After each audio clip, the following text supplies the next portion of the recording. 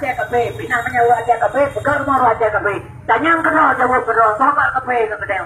Seratus gagal kafe dulu. Dia pegang kafe dia murtad, menyata pegang kafe di Islam. Menyata pegang kafe di Islam. Nekau sepuluh ini nanti yang sedang kemudian. Menyata kafe, nyawa baru murtad. Tapi menyambut dia ngapur kafe, punya kemurtad.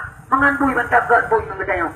Bui hantar punai pejabat itu, bukan hai itu pun buat saya.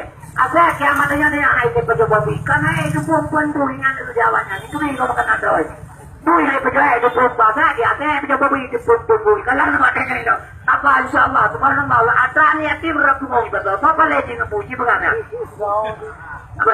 Ini orang bui kita jarang bui nak kita orang bui. Bui di kurang bahan, bantu kurang bahan juga bui. Dia lihat bahan, rapat apa macam bui. Nak tahu orangnya orang bangga bangun naik dia kemudiannya. Yang kecil pegang Nabi, tak cerita Nabi pun pegang. Nabi kebuka puasa, nanti ni anak kurma, sunat, Nabi buka puasa, kepegangnya. Kita ni ngau lihat kami tak buka puasa, pengreng tak kubab. Nah mana? Walaupun ber kita buka puasa, tapi berhasil nyan tujuan. Tak pegang, tapi yang pegang Nabi kasihan Nabi Muhammad. Ku kasihan mas Nabi Muhammad. Ternyata ada Nabi Muhammad tengku kata budak 20 tahun dah jauh lihat Nabi berbalik. Kahang itu Nabi. Guna uli tawar bisa kemukahan itu kasihan nyawa. Kepelemah pak kitanya dunia maicur dunia bangke.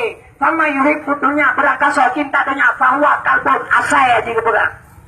Cinta dunia galak kejabatan perlu kekayaan banyak kurang banyak harta tamak situasi itu nyapa tapi yang anak cerita le katanya masing-masing Allahumma rizqan halalan haramun amin kereme ya Tuhanku rezeki ada amin ya kerja makan lu pegai lu pada ku minta doa daleno pegang sedekah tu pak bala sedekah tu lak bala itu sedekah ke dia baru melipang itu bukan para ya kerja makan lu pegai lu badona jadi mahal tu pegang pada punya kerja lu musulit anak aja punya tu jadi alhamdulillah lebih kurang menyenalom yang peleci kurai bagi negara menyangan alai ke bah juga di rupanya lu kena terbuka yang terbuka dia ubat lu makannya yang dua betul mandangnya tunggu nebak pada 20,000 dua kok mulai lebih nunggu sabar 20,000 lu sedekah sabu demi Allah yang anak pen nak free dia lah lebih free yang pen semua penyakitnya ada kok yo langsung pek mangen karawahan mangen hanya dia itu angklik keinginan sakit batuk ada nafahan mobil tua sabab kata 20,000 rupiah nyolong sedekah sabu nyo sabar sedekah lu dulu